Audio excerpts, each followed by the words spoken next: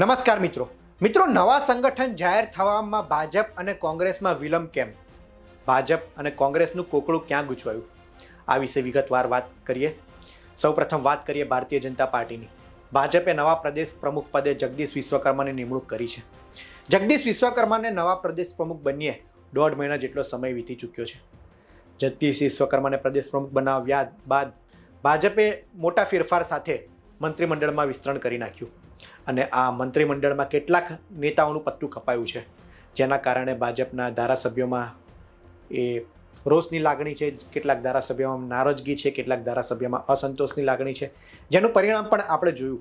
અમરેલી ભાજપમાં ભૂકંપ આવ્યો, ત્યારબાદ દાહોદ, છોટાઉદેપુરમાં ગાબડું પડ્યું અને બચુ ખાબડ જે મંત્રી હતા જેમના પર ભ્રષ્ટાચારના આક્ષેપ લાગ્યા છે અને તપાસ ચાલી રહી છે, તેના કારણે તેમને પડતા મૂકવામાં આવ્યા છે અને જેની અસર દેવગઢ બારિયામાં દેખાઈ. દેવગઢ બારિયામાં ભારતીય જનતા પાર્ટીએ નગરપાલિકા ગુમાવવાનો વારો આવ્યો, કારણ કે બચુ ખાબડના માનીતા માણસોએ ત્યાં બળવો કર્યો અને પોતાની સત્તા બનાવવામાં તેઓ કાયમ રહ્યા છે. આ ઉપરાંત ભાજપની વાત કરીએ તો કેટલાક ધારાસભ્યો મંત્રીમંડળમાં સ્થાન ન મળતા અત્યારે અસંતોષની લાગણીમાં છે. તેને જોતા એ સંગઠનમાં જલ્દીથી ફેરફાર થાય, સંગઠનનું નવું માળખું જાહેર થાય તેવી વાત હતી, પરંતુ 1.5 મહિનાનો જેટલો સમય વીતી ચૂક્યો છે, હજી સંગઠનમાં માળખું જાહેર થયું નથી. તેની એક કારણ એ પણ હોઈ શકે કારણ કે અત્યારે SIR પ્રક્રિયા રાજ્યભરમાં ચાલી રહી છે. જિલ્લા અને તાલુકા પંચાયત પ્રમુખની વરણી થયા બાદ પણ હજી સંગઠનમાં માળખું જાહેર થયું નથી, કારણ કે સંગઠનના માળખું જાહેર થવાની વાત હોય. અત્યારે ચૂંટણીનો સમય હતો. જિલ્લા અને તાલુકા પંચાયતની ચૂંટણીમાં કામે લાગી જવા માટે ભારતીય જનતા પાર્ટીએ પોતાના કાર્યકર અને નેતાઓને કહ્યું હતું, પરંતુ SIRની પ્રક્રિયાના કારણે હવે જિલ્લા અને તાલુકાની પંચાયતની ચૂંટણી એ મોડી થશે, જેના કારણે હજુ ભારતીય જનતા પાર્ટીને સમય મળી ગયો છે અને અત્યારે નેતાઓમાં નારાજગી છે અને સામે વિરોધ પક્ષે વિરોધ થઈ રહ્યો છે. વિવિધ મુદ્દાઓને લઈને અત્યારે ગુજરાતમાં ખેડૂતોના મુદ્દા ચાલી રહ્યા છે. ખેડૂતોમાં રોષ છે, લાગણી, તેમના અત્યારે વિરોધ પ્રદર્શનો, રેલી, આંદોલનો ચાલી રહ્યા છે. આ બધાને જોતા જો સંગઠનનું માળખું ભારતીય જનતા પાર્ટી અત્યારે જાહેર કરે તો મોટા ભડકા થવાની આશંકા છે.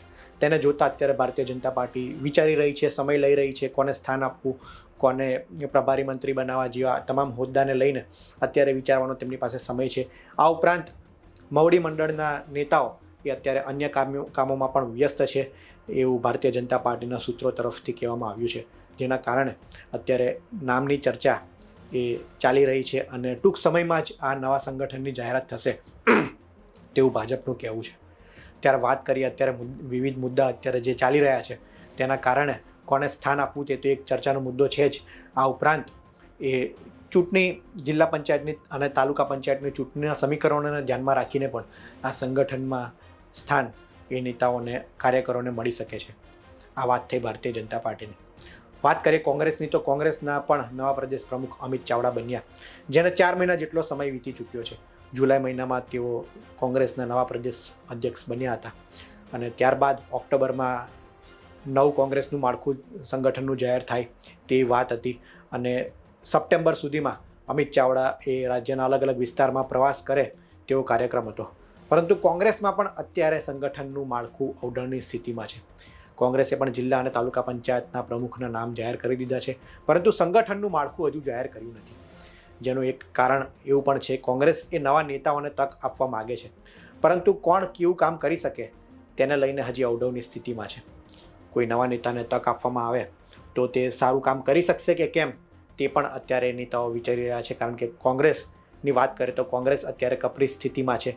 એક તરફ જે હતું એ પણ ગુમાવવાની સ્થિતિ જેવી અત્યારે ગુજરાતમાં તેમની હાલત છે, ત્યારે કોંગ્રેસને અત્યારે બેઠી કરવાની વાત છે. રાહુલ ગાંધીએ વારંવાર ગુજરાત આવી રહ્યા છે અને નેતાઓને હાકલ કરી રહ્યા છે. ઘણી વખત તેમણે કીધું રેસના ઘોડા અને લગ્નના ઘોડાને અલગ કરવાના છે.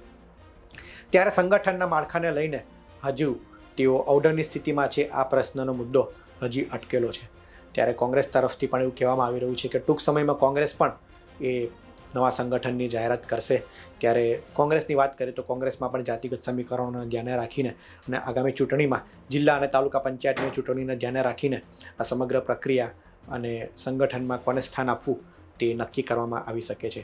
એક તરફ SIRની કામગીરી રાજ્યભરમાં ચાલી રહી છે, તેના જ કારણે જિલ્લા અને તાલુકા પંચાયતની ચૂંટણીમાં એ વિલંબ થશે અને મોડી ઠેલવાશે, જેના કારણે બંને પક્ષ અત્યારે સમય લઈ રહ્યા છે. વેઇટ એન્ડ વોચની સ્થિતિ અત્યારે બંને પક્ષમાં લાગી રહી છે. આગામી સમયમાં શું થાય છે તેની નજર એ અમારી બની રહેશે. ગુજરાતના આવા જ તમામ મહત્ત્વના સમાચાર માટે આપ ગુજરાત તક જોતા રહો. આ વિડીયોમાં હાલ આટલું જ. ધન્યવાદ.